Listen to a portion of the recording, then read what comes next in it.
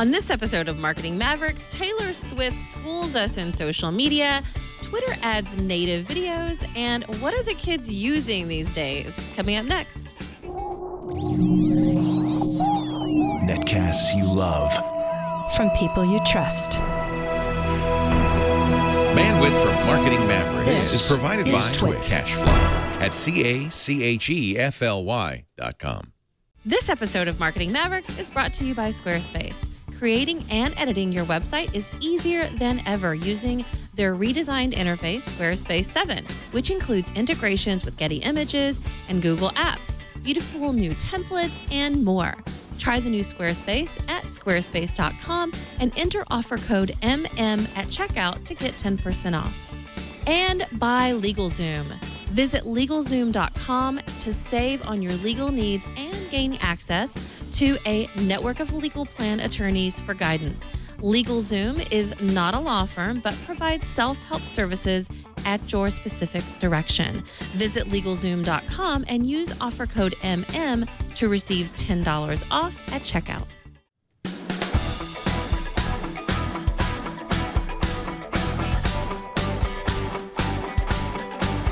This is Marketing Mavericks, episode 37, recorded Thursday, January 8th, 2015. Social networking versus messaging.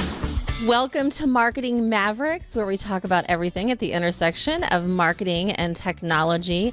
I'm your host, Tonya Hall, and today we've got a lineup of all brand new stories for the first of the year. We're going to talk a little bit about what we expect for 2015, what's happening after the first of the year started. We've got a couple of guests, some reoccurring and some are just part of our network, which is Esteban Contreras. Hello, Esteban. Hey, how are you? Thanks for having me. Absolutely. Director of Strategy at Sprinkler and at Social Nerdia on Twitter. You also have a new project, right? That you mentioned just before the show? Oh, well, it's just a little side project called InstaBattle at instabattle.co. Okay. We'll hear more about that hopefully later. And Kurt Wagner, who is Associate Editor at Recode, responsible for social media. Hello, Kurt. Hey, how's it going? Thanks for having me. You've been on a variety of our shows, TNT, TN2. I know, I'm all over. I just kind of, I live to please you guys and show up for your shows. So yeah, I book you all the time. You're great. And I think later, we've got Cheryl Lazar that's going to be joining us. So she's actually at CES, and she is the face of what's trending. And so she's going to talk about what's trending at CES. So hopefully we'll be able to get her signed in. So guys, it's the first of the year. Did you guys have a happy new year, by the way? This is our first show for 2015 Oh. Yeah. Yeah, Happy New Year. Happy New Year. Happy New Year. So did you see our special, Kurt, that we had, or Esteban that we had here on the Twit Networks? I followed it on Twitter. I know that you guys were raising some money and there were some shaved heads and you guys had a lot of fun. I was in Guatemala, but I sort of followed from Twitter. Followed from Twitter. You guys should come out next time. We had fire dancers, tap dancing. We had magicians, a Marilyn Monroe impersonator. Leo got a tattoo on his derriere and shaved his head. Paul Thurrott shaved his head yesterday because we raised so much money for UNICEF. It was really fun. It's awesome. Shave your head next year, Kurt? Wild. I'll have to think about it. You both have nice heads of hair. You probably don't want to do that. So lot of discussion right now about CES. We'll get to that in a minute. Kurt, you actually wrote a story. We were talking about this just before the show got started. Twitter's native video feature, and that's in Recode today.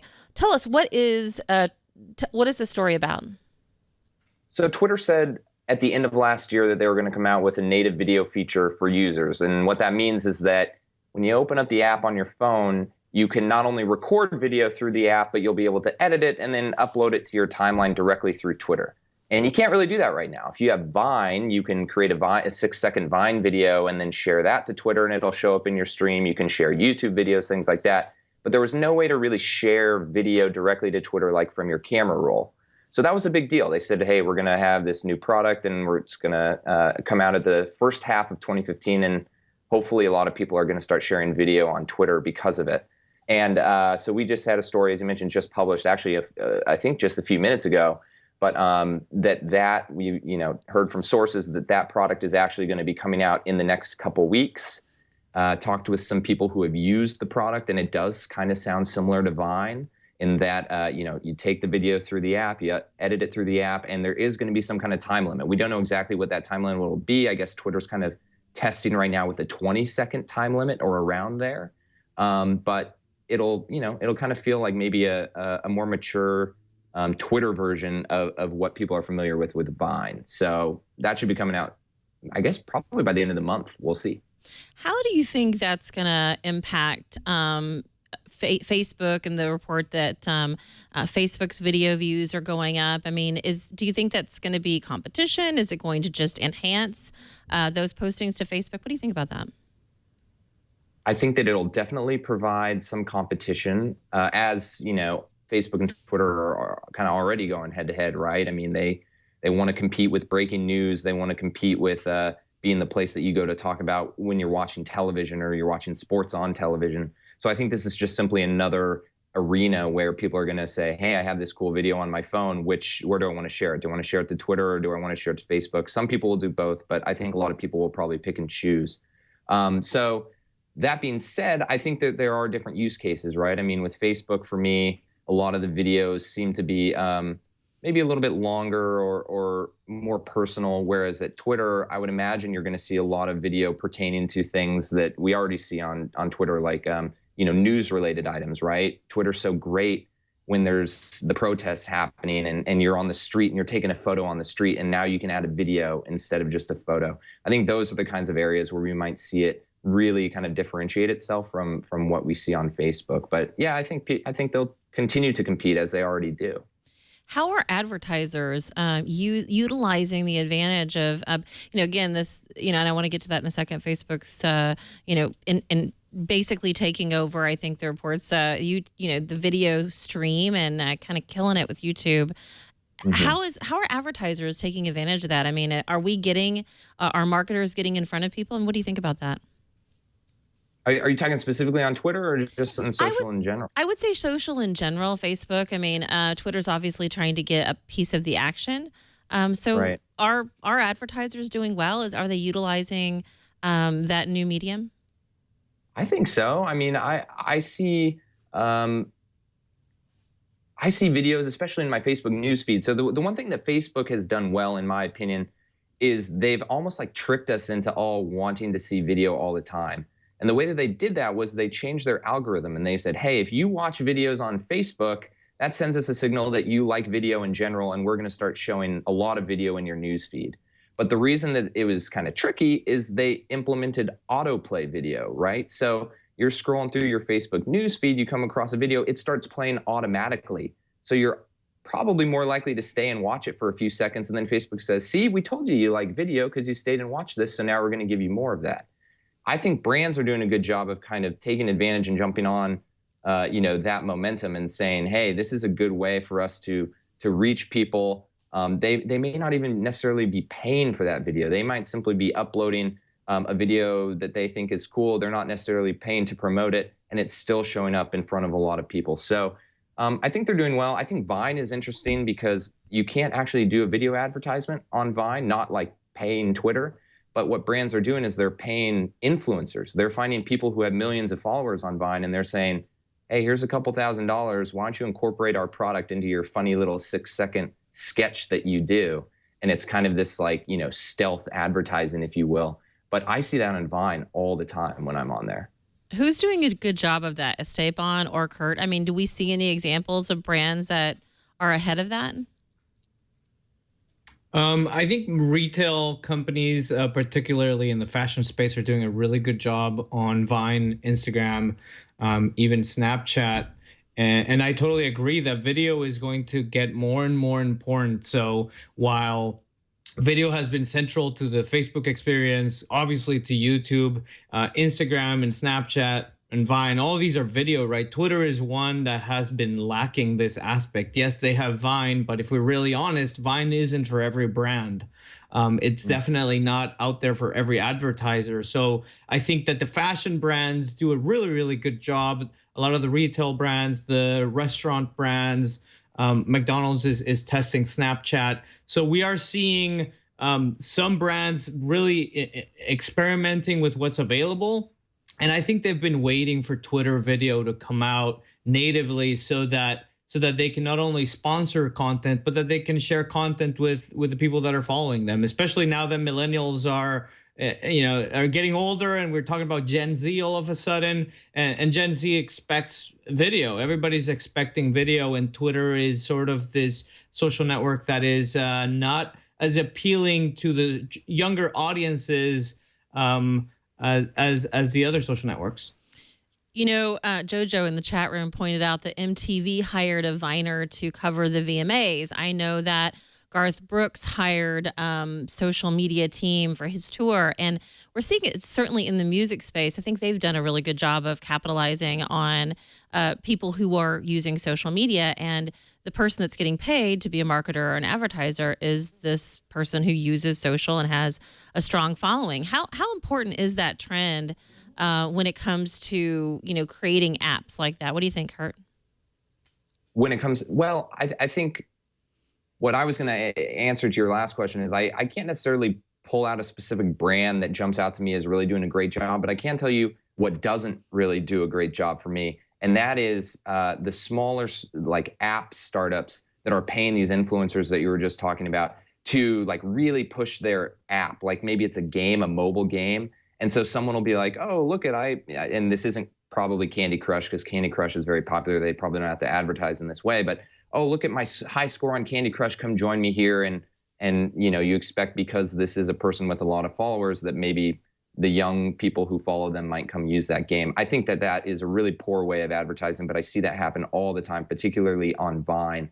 But what I think is really interesting is that you mentioned like celebrities who are hiring, who did you say, Garth Brooks? Garth Brooks. He just recently had an LA San Francisco tour, and there was a team of social media people who are using social and Instagram, and they had this huge push. But these were not marketers. Right. And I think the brands that are having the most success right now are willing to swallow their pride in the sense that they can say, we don't need to necessarily be the star of the content, right? We want to be prevalent in the content. We want to maybe be in the background lurking in the content, but we don't have to be a star. An example of that is I had a really interesting interview with a guy who is a Snapchat celebrity. So that means he has hundreds of thousands of people who follow his Snapchat stories. And one of the deals he did was he worked with Disney, and they flew him down to Disneyland, and he went to, their like Mickey's Halloween Bash or whatever they have. And he essentially just like Snapchatted the whole weekend when he was hanging out at the party. And it wasn't at all like promo for, very obvious promo for Disney. But what people see is like, oh, this guy went to Disneyland and had a great time. And like, here's a Snapchat with him and Mickey Mouse. And here's a Snapchat of him on Splash Mountain. And it's kind of this like a little bit more subtle way of reaching an audience and saying, hey, when you see this guy having a good time, he's having a good time at Disneyland. And that kind of triggers this, I don't know, thought in your head that maybe isn't quite as obvious as what a lot of traditional advertising has been thus far. There was an article in DigiDay about Snapchat, and I think it's in the doc, but it's basically the best brand advertising on Snapchat so far.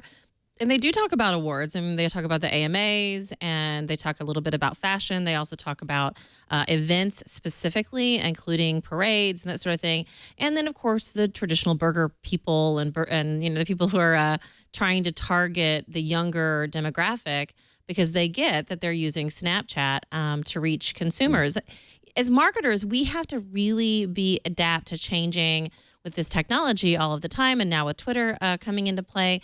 Esteban, how are advertisers doing that? How are agencies doing that? How are our brands like keeping up? It's changing constantly. Yeah, I mean, it's constantly evolving. I've been in this world since around 2008, 2009, and it's impossible for anybody to ever say, hey, I'm an expert at this, or our agency knows everything there is to know about this, because it's constantly changing. Just a couple of days ago, Paul McCartney announced a partnership with Kanye West, or some kind of collaboration online, which is a messaging app, right? So that was not something that people were thinking about a year ago or 2 years ago. So as messaging apps become more popular, as the traditional social networks start to launch separate apps for separate things, everything gets more and more complicated. And at Sprinkler, that's why we're consistently thinking about this and working with the social networks to make sure that the brands that we work with are able to do the best job of not just managing conversations, but managing experiences, because that's really where we're going to. We're going to a world where you're managing experiences with consumers, and they can happen in all kinds of touch points at any time. It's very unpredictable, and what we may be talking about a year from now, 2 years from now, may be very different from what we're talking about today. Kurt, how are there was an article in our doc here too about Snapchat wins the hearts and minds of Madison Avenue, and certainly again, advertisers are digging this. What's going to happen now with Twitter and the Twitter videos, the vines of Twitter? Are we going to see some sort of migration, or do you think it's just going to be a combined effort of marketing tools? I think people are going to, I think people are going to, these marketers and brands are going to continue to kind of experiment, right? And so the one thing I want to point out about Twitter is that this new product we were talking about, the story that we just ran a few minutes ago, this is for consumers, right? This is so that you, the general consumer, can take a video on your phone, edit it right in the Twitter app, and share it to Twitter. Brands and marketers are already sharing ads and videos to Twitter. They have special privileges that they've had now for, I think, like 9 months, where they can upload videos up to 10 minutes long if they want to. So I don't think that we're going to see this huge dramatic change in terms of advertising on Twitter. But what I do think is going to happen is, and I think this happened on Facebook, people are going to become more familiar with seeing video on Twitter. And so as the general Twitter community says, oh, yeah, seeing video on Twitter is no longer a big deal. It's just kind of what I come to expect. They're going to be more receptive then to video advertising.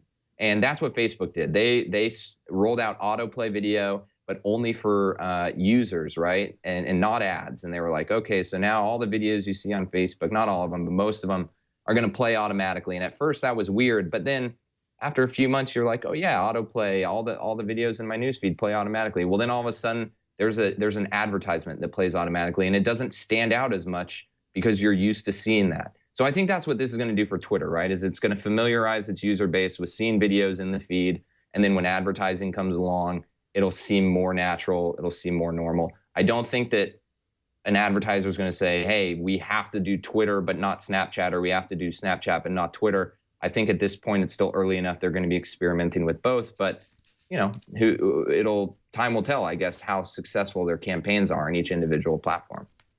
I would agree with you on that. And there's a lot more that we want to talk about. But before we do, I actually want to thank one of our sponsors of Marketing Mavericks, and that is Squarespace. This episode is brought to you by squarespace.com. Your brand needs a professional website. Now it's easier than ever. Squarespace recently launched the latest version of their platform, Squarespace 7. The completely redesigned interface makes it a snap to create your own modern website or online portfolio. In fact, I know a lot of people that use Squarespace, and they actually are very successful. It's so easy. Here's why you'll love Squarespace. They have live editing on one screen. Making changes is clearer, simpler, more intuitive. Plus, you can see how your changes will look on tablets and mobile devices, because let's face it, people are using their mobile devices to go to your website. So you need that. Squarespace introduced 14 new gorgeous designs. Now you have over 30 to choose from.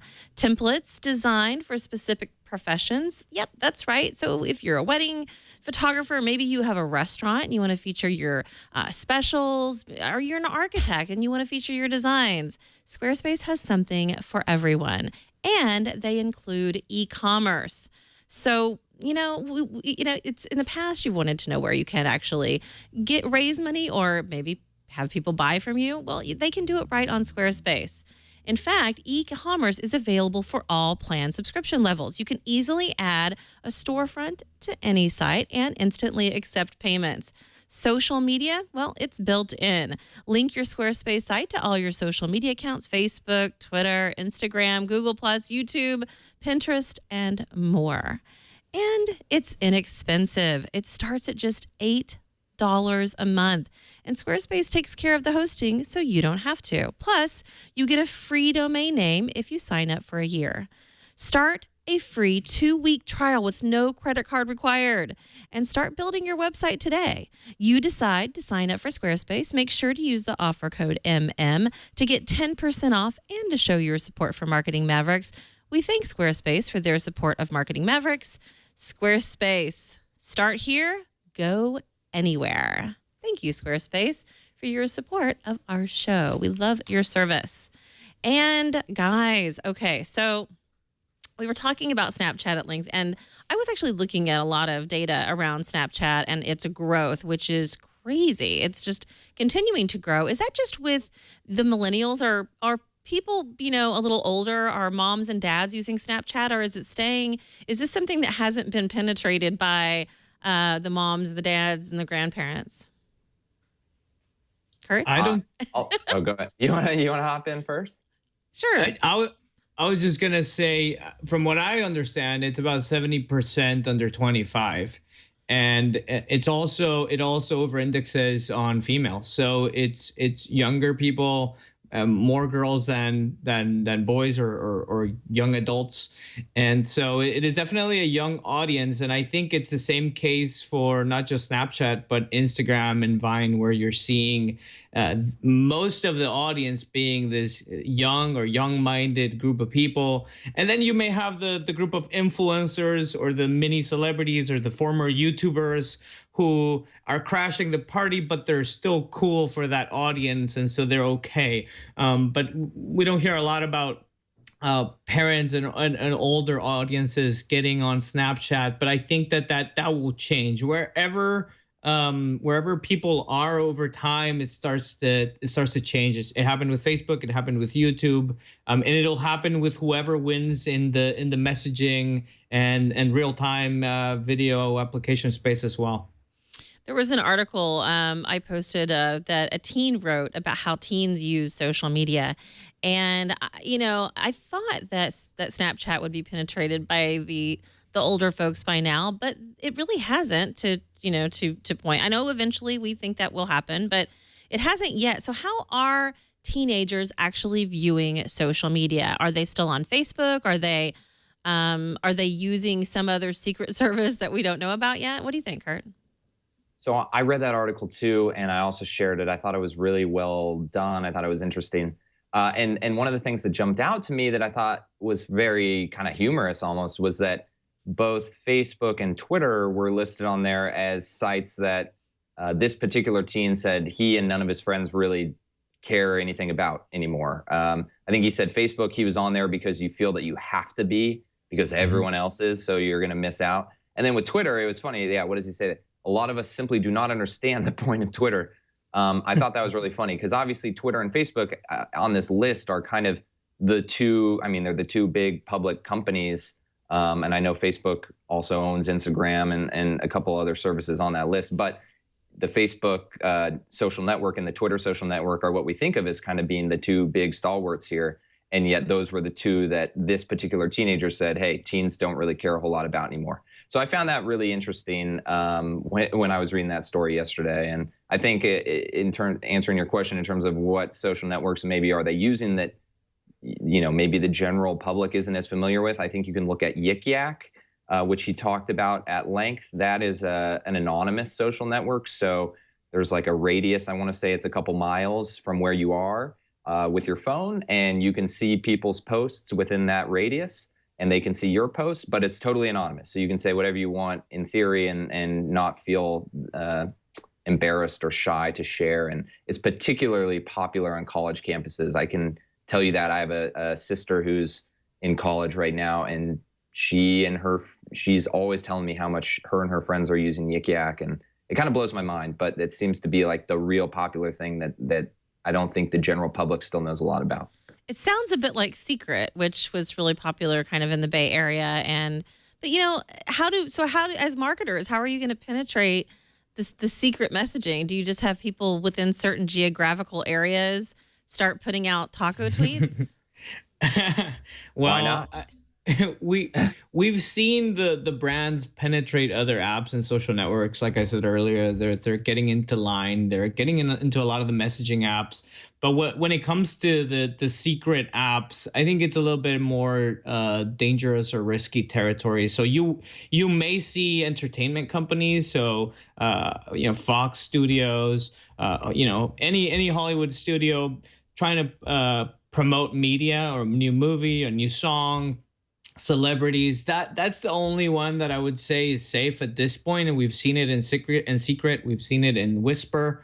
Yik Yak definitely seems to be trending more on the younger side, and I thought it was really interesting that that's the one that this team called out in his article. He doesn't talk about any of the others, even though he kind of mentions Secret, almost like he can tell that people will know what Secret is because Secret seems to get a little bit more airplay in the tech press. It seems like the proper application would be if you have a restaurant in the area and you want people to stop in and try your burger or whatever your item is, that you'll actually use some sort of, if you'll get on there. But it has to be within your friends. You have to get people to actually connect with you. So I have a question. Are you guys using Yik Yak? Because I'm not yet. Maybe I should be Yik Yakking. I don't think you need to be Yik Yakking. Personally. I'm not even secreting. I'm not even on Secret. So I don't think you need to be secreting either. That's my analysis. But I have Yik Yak on my phone. I actually live very close to the University of San Francisco, so I see a lot of chatter from what I imagine, I guess, are students from that school. Although, again, it's anonymous, so really it could be anybody. I guess just pretending to maybe be a student there. But I think that Yik Yak is going, if you'd asked me a few months ago, I think I would have said it, a lot of these anonymous social networks are going to be flash in the pan, but I think that they've established themselves more than I thought they would. And there's been a lot of rumors already about big companies like a Facebook being interested in something like Yik Yak, and we'll see if that actually comes to fruition. But they've also dealt with some bullying stuff, right? Like Yik Yak, there's another social network called After School that's kind of similar, anonymous messaging, but specifically for high school students.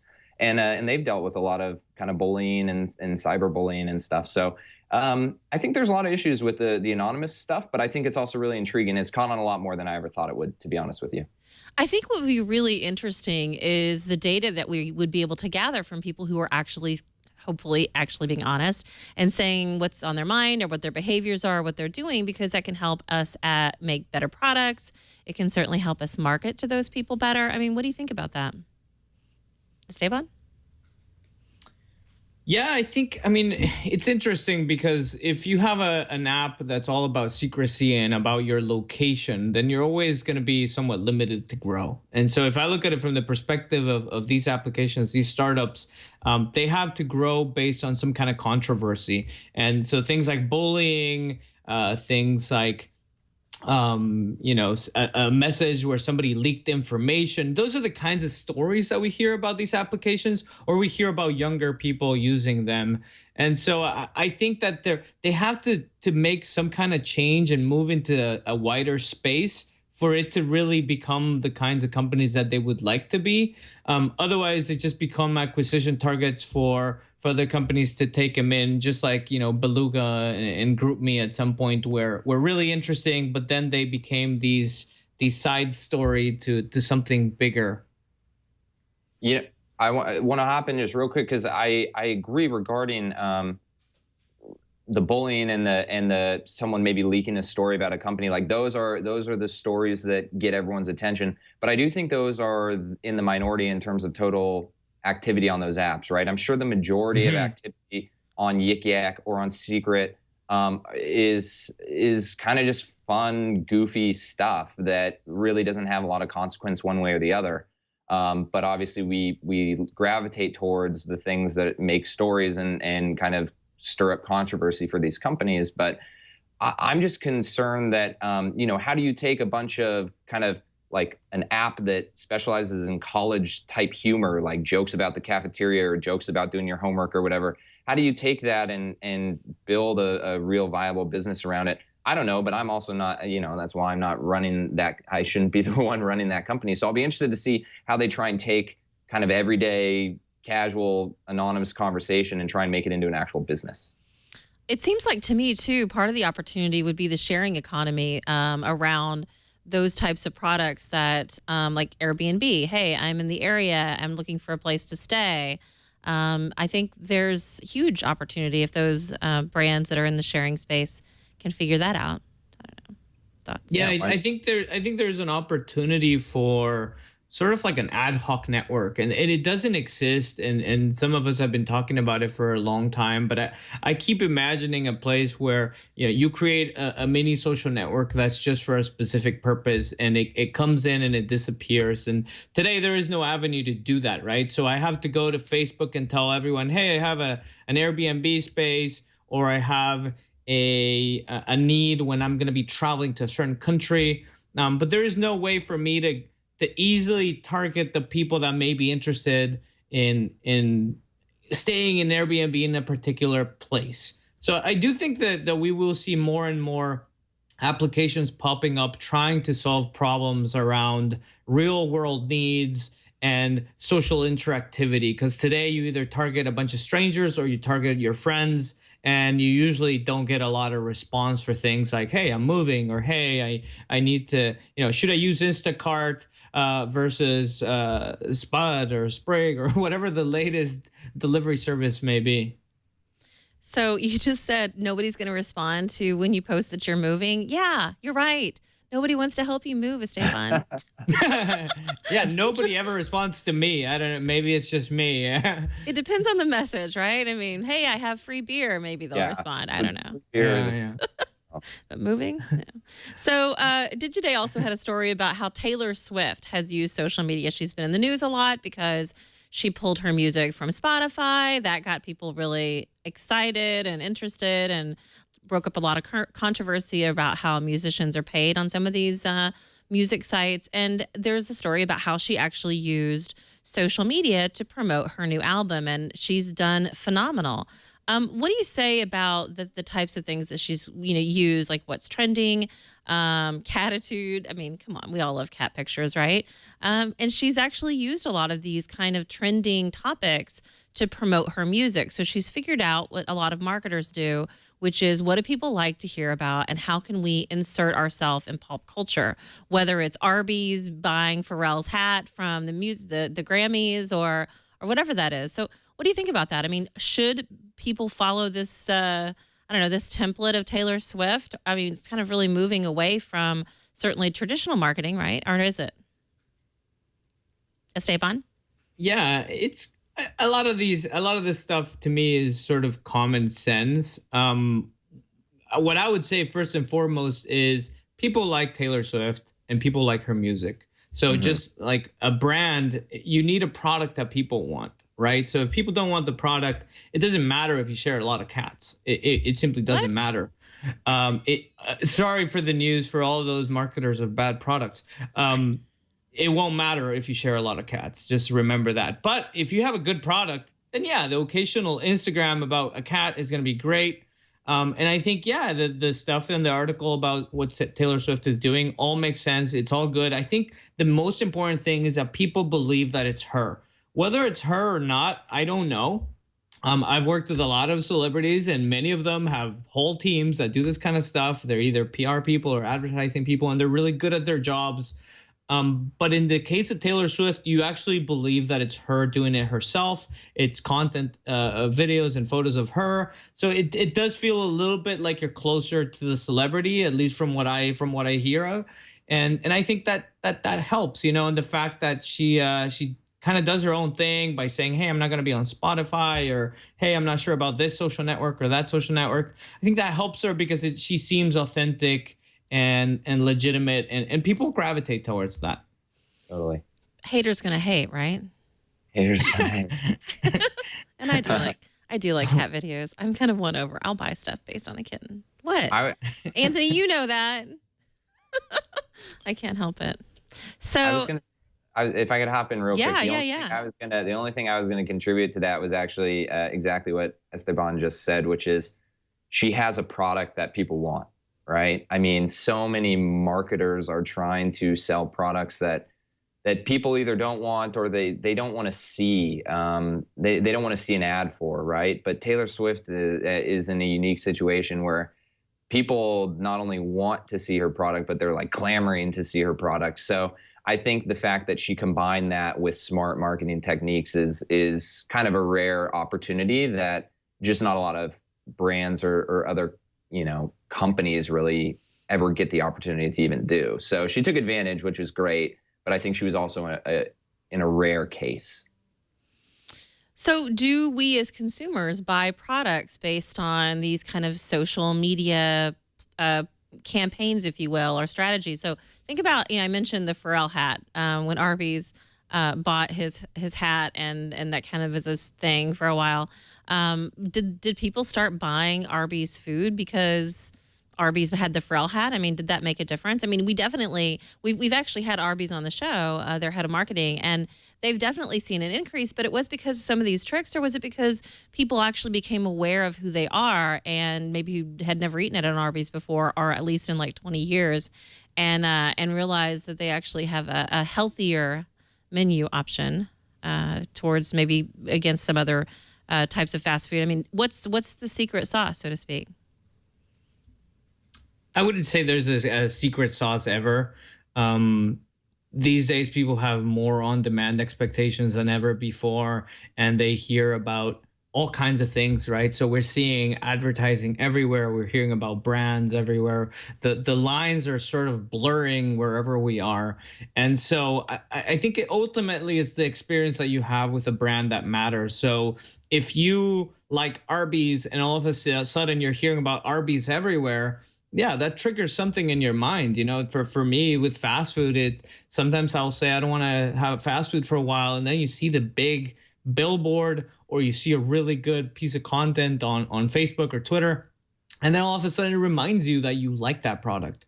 In the same case, when you're learning about new products, right now, everybody that's a CES, you're hearing about some really interesting products that were being launched in terms of like being connecting everything in your home. And there are products that I would have never thought about anybody would ever launch. And some of them are even silly, but some of them are really interesting and really creative. And when I go to their website and I see a good video about that product, it leaves a good impression. I may not buy it today, but 6 months from now, who knows, right? We really don't understand. And so marketing has always had this hypothesis that as we get closer to consumers and as we leave good impressions, not just many impressions, but positive impressions, that's going to affect purchasing behavior down the line. And so I totally think it matters. And it's more about the ultimate overall approach as opposed to a single tactic. Back to the teenagers and social media, one of the things that didn't get mentioned is the messaging. Kurt, you and I were talking about this a little bit. What do you think about that? I mean, what is the messaging? Is it messaging versus social? I mean, what's going to take over? Is it because Facebook obviously is a social platform, like right. MySpace, but they have features that allow people to message. So what's more important? Is it actually the platform where you can publicly post things, or are we trending towards private messaging, whether it's secret or not so secret? So messaging is huge. You can tell because every single social company has some type of messaging feature, either as a standalone or built into their core thing, their core product. What I found really interesting about that teen article and what you talked about was that he lists, I believe, like 6 or 7 different social networks as being really popular with teens. None of them were messengers. I mean, I suppose you could say Snapchat is a messenger, but really it's a photo sharing service. So I kind of don't think of it as like a utility messenger that you would have with like a WhatsApp or Facebook Messenger or Kik, but he lists them at the bottom, and he says, Kik, WhatsApp are down there. They're good for kind of connecting with friends. But what I found, anyway, long story short, is what I found interesting here is that I think a lot of people in Silicon Valley and in the tech world in general think that messaging is the future. Messaging is where this is all going. I mean, Facebook spent a fortune on WhatsApp. But then when you hear from this teenager, he's like, well, no, we don't really care about messaging. That's a utility. I guess we use it. But the things that most interest us are these other services. So I'll be intrigued to see if there is any kind of backlash from all of this messaging talk. Is there room for Kik, WhatsApp, Facebook Messenger, Line, all of these other services to coexist, or are eventually these services going to start fading behind and leave 2 or 3 behind to kind of be the dominant forces? That would be my guess. I can't imagine that we all need 6 or 7 different messaging apps on our phone. Yeah, if I can add to that, Kurt, I totally agree, and I think it's interesting that Line is moving into Uber space, right? Recently, they announced Line Taxi, and so a lot of these messengers, they will either have to become part of a larger holding company, or they will have to become like holding company themselves, right? Snapchat is the big independent, but we look at others. WhatsApp is now part of Facebook, right? Right. Kik may simply fade away. I mean, based on what I read from the teen, Kik is not as big as some people would think, right? And GroupMe and others have already been swallowed in. So it's definitely going to be interesting to see where people are talking about messaging, because I think it's popular right now. But if we go back in time, we go back to ICQ, America Online, Microsoft Messenger, and all the way to today, when to me, my messenger of choice is Facebook, right? And that is a separate app, but it's not a separate company. To me, it's functionality. It's not standalone company. Well, and you mentioned Line. WeChat is doing the same thing, right? I mean, on WeChat, this is in China, but I think you can like book airline tickets through WeChat, and you can probably pay your utility bill or whatever it may be. So it's known as a messaging service, but it's got so many different functionalities within it. And I know from talking with the team over at Kik, for example, that's how Kik sees themselves. They want to be the WeChat, but for North America, for the West, not for what WeChat's doing in Asia. They want to try and bring over here to the United States. And I just find that really interesting that you could have a messaging service that also serves as kind of this like I don't know, utility knife of sorts for all the different things that you do in your life, and that's where this is going. Because to me, it just I guess I never initially drew that comparison from messaging to booking airline tickets, but I guess it's possible. I want to talk about a couple of other chat services, including HipChat. Our chat room is asking. But before we do that, I want to thank another sponsor of Marketing Mavericks, which is LegalZoom. This episode of Marketing Mavericks is brought to you by LegalZoom. What's your top New Year's resolution? If you're like me, it's getting your life organized. But where do you begin? A great place to start is protecting your family. And a great way to take control of your family's future is making a will or living trust. That's where LegalZoom can help. There's no easier way to make sure your family is legally taken care of. Getting your life organized also means taking control of your financial affairs. So if you're thinking of starting a business or you already have one, LegalZoom can help you form your business and provide the support you need to run it successfully. For more than 10 years, LegalZoom has helped millions of people get the personalized attention they need. And if you'd like more help, they can connect you with an independent attorney in more states. But they are not a law firm. Don't let another year pass you by before getting your life organized. For legal help you can count on for your family or small business, go to LegalZoom.com, offer code MM to receive $10 off at checkout. Protect your family and protect your future at LegalZoom.com. We thank LegalZoom for their support of Marketing Mavericks. Getting organized, LegalZoom, that's a great idea. In fact, I think most small businesses do struggle with kind of the, legal side of things. LegalZoom is going to help you out. Okay, guys, I've got Esteban and Kurt with us here today. We're talking all about the chat services, Snapchat, Kayak. What is the one that I should now have that you said your sister is using, Kurt? That's Yik Yak. I like that name. Kayak, funny. That's Yeah, so charming. Yik Yak. That you will be. You can download that and see what all the college kids in your area are chatting about. That's typical. That's the main demographic there. See, so what about some of the other chat services? I mean, is there really room for more, or is it kind of like, listen, we've already got this territory. There's no room for any other services, and somebody should be thinking of some other way to create a new social tool. In fact, the term I think is social media is kind of dead, really. It's really more about the apps, right? Or is social media still a thing? I like to say all things social at this point. Yik Yak is social, Snapchat is social. How the VCs define it, how the media defines it, and how a 13-year-old kid define it. I will ask the 13-year-old kid what he thinks, and I don't know what he thinks. He probably would say it's just an app I use. So ultimately, these are all social things, and we just use them to frame certain segments. But I do think there is space for messaging to evolve even more. And the big thing about messaging today is that it's very fragmented internationally. So we hear about Asian apps, and then we hear about North American apps, and then we hear about what they're using in Europe. And I think until everybody realizes that not everybody's going to be on the same app, you will have competition, and the world will be okay with 2, 3, 4 major apps for this. That's a really good point. Just social in general is different in other countries, and how they perceive the platforms they're going to be on. And Facebook's not the largest, so we have other tools that we use. Do we still see the same type of trends in other countries, like the messaging versus platform? Kurt, what do you think about that?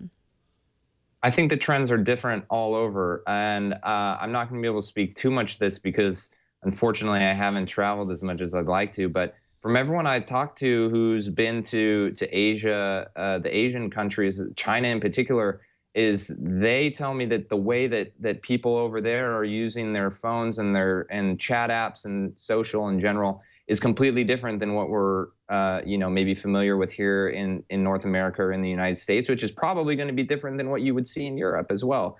So I do think that there's a lot of different use cases depending on where you are globally, which is a really interesting point that Esteban brought up. One thing I will say is that I'm kind of getting overwhelmed with all the different chat apps that I have on my phone. And I'm probably a unique case, right? Because I download a lot of them because of work and because of what I do for a living. But I have 6 different anonymous social networks on my phone. I don't need 6 different ones. I want one anonymous social network that I use. And I think that that's why Facebook, despite the fact that teenagers say, oh, we don't want Facebook, it's not cool anymore, but they're all on it. And I think that that's why Facebook has been so good for so long, is that it has been the one social platform that has been able to cross all these different geographic boundaries and be a useful tool to people no matter where you are in the world. And that's that's hard to do as we're learning from all these different chat apps. So if someone can figure out how to serve the use case in the United States, the use case in China, and the use case in Germany, excellent. Let's figure out who that is now so that we can all get on the same page. I need to find out what the best app is in Russia. I'm planning a trip to Russia. So there's a big social network in Russia because I'm pretty sure Mark Zuckerberg I know. ripping off Facebook or vice versa or something. So I've heard it's VK in Russia, but I don't know about messaging. I'd be curious to hear what messaging app they're using there. Yeah, I know. I'll find out and we'll talk about it. Report back. What's going on? I didn't have this in the rundown, but it just keeps popping into my head because I talked about competition and sites that don't actually make it, or apps that don't, we talk about it for a little bit and then it just doesn't get mentioned again. Elo. They were going to challenge Facebook, right? I mean, nobody talks about that now. And is it dead? Is Elo dead? Did we put it to sleep in 2014? I don't think. I mean, did anyone? I don't know if anyone really thought that it was going to challenge Facebook, right? I mean, I think it provides an alternative to Facebook for people who maybe dislike that they're using my data to sell ads and whatnot. I don't think anyone really thought like, oh, in the future, we're all going to be using Elo and Facebook's going to disappear. I would be very surprised if that happened.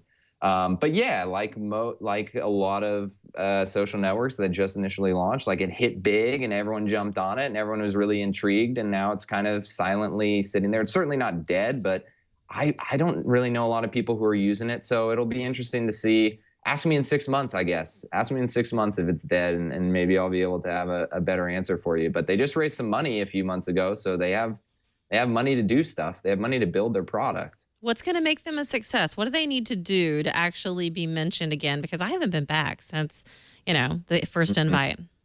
They need to do something drastically different. I've always held that if you are the anti-Facebook, you have a great potential PR campaign. And that is what they had. It was a great PR effort. They got a lot of interesting, fantastic people joining their social network in a couple of weeks or maybe a month. What Google Plus did with the tech industry and a lot of the creatives, Elo did independently. So it's pretty amazing what they were able to achieve in that 1 month in which they were, everybody was talking about them. But unfortunately, being the anti-social network or being the social network that doesn't like advertisers, it's a nicer idea, and it will always be a niche product. So it may never die, but it'll never have the kind of scale of any of the other products we're talking about, unless they do something radically different and come up with something truly innovative, the way that companies like Vine and Snapchat did. They didn't go out and say, we're the anti-Facebook. They came out and say, hey, we have something special. And I think that works better in the long term.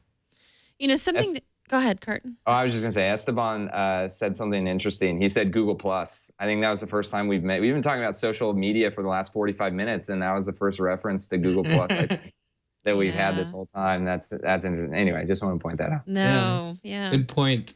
And that did make, I think that was on the list, like why? I think the teens list. The other thing that he mentioned on the list, which I didn't have in the rundown, but I thought about it, was LinkedIn. I mean, he posed that, we have to be here. And there really isn't any other business platform that has as much recognition, but I don't really go there I might look at it to see what somebody's job is, but that's pretty much it. I mean, do you think LinkedIn has a future? Because, the kids really don't want to use it. And LinkedIn is going to be essential for a long time. I think they're probably the best performing social company in Wall Street. So that means a lot. They're doing advertising well. They have every brand on earth in there. Again, anybody that comes in and says we're the anti-LinkedIn, you can be sure people will pay attention and there will be lots of articles about it, and then it'll fade away. It just doesn't work. But I personally think that LinkedIn is going to be for anybody over 18 years old, right? So this kid that wrote the article about teens, he's 19 years old. He's barely a teen anymore. He has to think about LinkedIn because he's in college, right? But anybody that has a profession where they need to use the internet or communicate or sell or buy from other people, they're going to have to be on LinkedIn, and there won't be an out of that. But LinkedIn will never go after teenagers, I don't think. What do you think, Kurt? I mean, obviously not teenagers, but sure. But are businesses really still interested? I mean, I think I know there was a time I used LinkedIn a lot, especially to find guests for my show that I've had, and I still vet people on LinkedIn, but it isn't a place that I stay. It isn't a place that I go and have conversations. I know there's chats and groups and people email me from LinkedIn all the time, and that just goes right to my inbox, so I can see those without actually having to go to the platform. And I know they've opened it up so that people can write blog posts and write content, but I don't really need to go to LinkedIn for that either, because the people I like and follow, I follow them on either their own site, or I probably have connected with them on, I don't know, Twitter or Facebook, something I'm going to use more regularly. What do we think LinkedIn needs to do to continue to be, I don't know, in your opinion, Esteban, a success? I honestly already think that they are a success, and there's a group of people in the professional world that depend on LinkedIn, and they're on LinkedIn every single day. Talk to anybody in sales and they will be on LinkedIn every single day. I think it depends on what you do, but ultimately, if you're looking for a job, if you're looking to hire someone, if you're looking to connect with other people or network, then LinkedIn is going to be an essential place to be. I do see in my own behavior, I do see myself using things like Facebook groups more than LinkedIn. But I'm actually using Facebook groups more than my own Facebook newsfeed, more than any other form of social media today. What I do the most online is in private, secret groups on Facebook. And I don't hear anybody talking about that, but from my own experience in those groups, either participating or curating groups, I do see that there is an interest in people having private environments, and LinkedIn has that as well. But I think that's when you want to connect with strangers. So yeah, I don't see LinkedIn losing momentum in any way. I think they're only going to keep growing and enhancing their capabilities and going after potentially niches that they don't yet have, like the more creative side of the professionals. I would agree with you. And I actually am in a couple of your groups, and I love them. You actually post really great content, Esteban. So I think that's probably going to wrap the show today. But I know there's a way that we can follow both of you guys. And Esteban, you've actually got a book that we sometimes remember to mention here on the show. What is the book that you've written? Yeah, it's called Social State, and you can get it at socialstatebook.com. It's already over a year and a half old, so it's becoming obsolete in internet years. But if anybody's interested in reading it, they can check it out there, or just visit me. Just send me a message on Twitter at twitter.com/socialnerdia. We talked about how Twitter isn't as cool anymore, but to be honest, I feel like it's the best way for people to reach out to me these days.